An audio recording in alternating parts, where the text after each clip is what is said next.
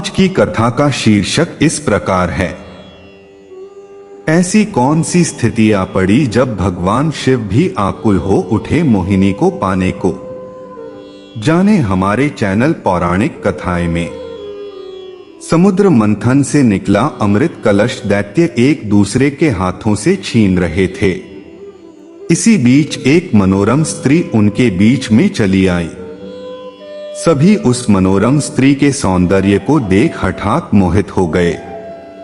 वे सभी आपस का झगड़ा भूलकर उन मनोरम स्त्री के पास दौड़कर गए। दैत्यों ने देवी से पूछा, तुम कौन हो, कहां से आई हो, सुंदरी तुम क्या करना चाहती हो। देवी को देखकर दैत्यों के बीच खलबली मच गई। दैत्य कहने लगे, अब तक देवता, दैत्य, सिद्ध, गंधर्व, चारण और लोकपालों ने तुम्हें स्पर्श तक नहीं किया होगा। अवश्य ही विधाता ने तुम्हें संपूर्ण इंद्रियों एवं मन को तृप्त करने के लिए भेजा होगा। सुंदरी, तुम हमारा झगड़ा मिटा दो। तुम न्याय अनुसार निष्पक्ष भाव से इस अमृत को बांट दो, जिससे हम लोगों में और अधिक झगड़ा न हो। वास्तव में श्री हरि विष्णु योगमाया शक्ति से युक्त हो मोहिनी अवतार धारण किए हुए दैत्यों के पास गए थे। योगमाया शक्ति के प्रभाव से तीनों लोकों में ऐसा कोई भी नहीं है जिसे वश में नहीं किया जा सकता है। यही योगमाया शक्ति आदि शक्ति है।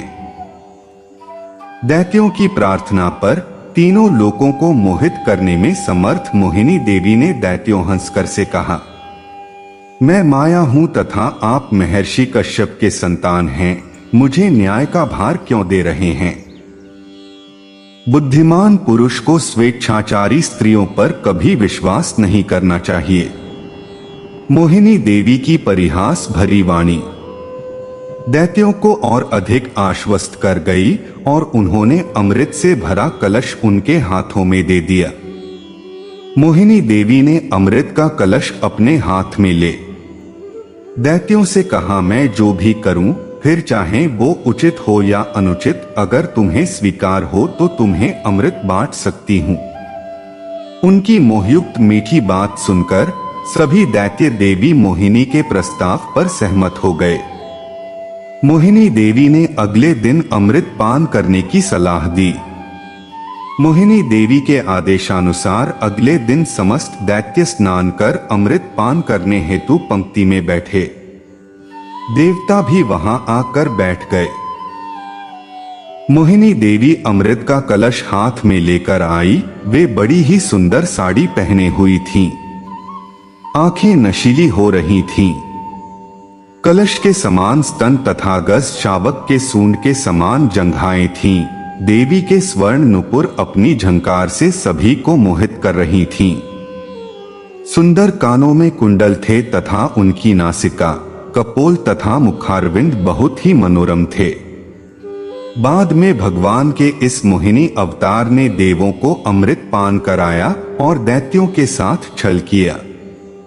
उधर जब भगवान शिव ने सुना कि श्री हरि ने दैत्यों को मोहित कर देवताओं को अमृत पिलाने के लिए स्त्री रूप धारण किया, वे उस स्थान पर गए जहां भगवान श्री हरि निवास करते थे। वहां जाकर शिव जी ने भगवान श्री हरि की स्तुति वंदना की। श्री हरि ने शिव जी को दैत्यों को मोहित करने वाले मोहिनी रूप दिखाया। एकाएक शिव जी एक रंग बिरंगे फूलों से भरे पूरे उपवन में पहुंच गए। वहां उन्होंने बड़े ही सुंदर परिधान पहने हुए, कमर में करधनी पहने एक सुंदर स्त्री को क्रीड़ा करते हुए देखा। उन देवी ने लज्जा भाव से मुस्कुराकर तिरछी नजर से शिव जी की ओर देखा। बस फिर क्या था, कामदेव को भस्म करने वाले भगवान शंकर का मन उनके हाथ से निकल गया। वे मोहिनी देवी को निहारने लगे। उनकी चितवन के रस में डूब शिव जी इतने भावातुर हो गए कि उन्हें अपने आप की भी सुध न रही। जहां भगवान शंकर की मोहिनी देवी पर आंखें लग जाती थीं, लगी ही रहती थीं तथा उनका मन वही रमण करने लगता था। वे मोहिनी देवी के अत्यंत आकृष्ट हो गए थे उन्हें मोहिनी भी अपने प्रति आसक्त जन पड़ती थीं। उनके हाव भाव के शिवजी का विवेक शून्य हो गया था तथा वे कामातुर हो गए थे। अपने वैरी कामदेव से मानो परास्त होकर महादेव जी विष्णु के मायामय मोहिनी रूप को जानकर भी पीछे पीछे दौड़ने लगे। पार्वती जी का ख्याल त्याग कर शंकर मोहिनी के पीछे लग गए। उन्होंने उन्मत्त होकर मोहिनी के केश पकड़ लिए। मोहिनी अपने केशों को छुड़वाकर फिर वहां से चल दी। शंकर फिर उसके पीछे पीछे दौड़ने लगे। उस समय पृथ्वी पर जहां जहां भगवान शंकर का वीर्य गिरा वहां वहां शिवलिंगों का क्षेत्र एवं सुवर्ण की खानें हो गई। तत्पश्चात यह माया है ऐसा जानकर भगवान शंकर अपने स्वरूप में स्थित हुए। इस शुभ अवसर पर भगवान विष्णु के मोहिनी रूप की पूजा की जाती है और ऐसा माना जाता है कि इस व्रत को करने से सभी पापों से मुक्ति मिलती है और वैकुंठ धाम की प्राप्ति होती है।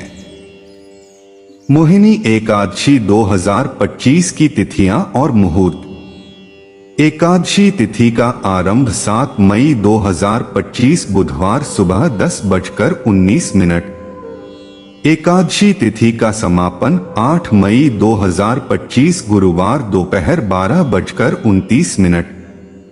मोहिनी एकादशी व्रत 8 मई 2025 गुरुवार उद्या तिथि के कारण व्रत का पारण यानी व्रत तोड़ना।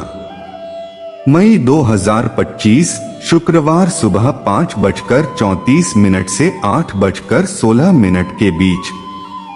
मोहिनी एकादशी के लाभ।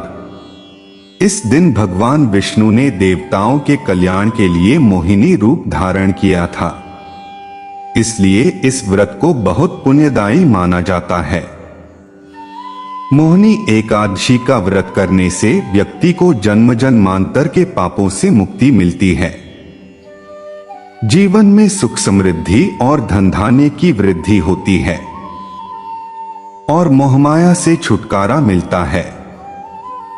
इस व्रत के प्रभाव से चिंताएं कम होती हैं, मन शुद्ध होता है और दुर्घटनाओं से सुरक्षा मिलती है।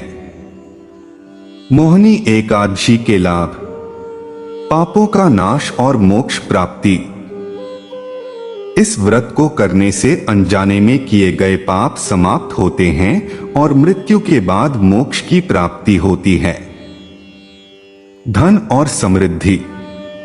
भगवान विष्णु और मां लक्ष्मी की कृपा प्राप्त होती है, जिससे जीवन में धन धान्य सुख समृद्धि और वैभव की वृद्धि होती है। मोह माया से मुक्ति। यह व्रत जीवन के मोह बंधनों को तोड़ने में सहायक होता है और व्यक्ति को सांसारिक मोह से मुक्ति दिलाता है। स्वास्थ्य और सुरक्षा। गंभीर रोगों से रक्षा होती है और दुर्घटनाओं से भी सुरक्षा मिलती है।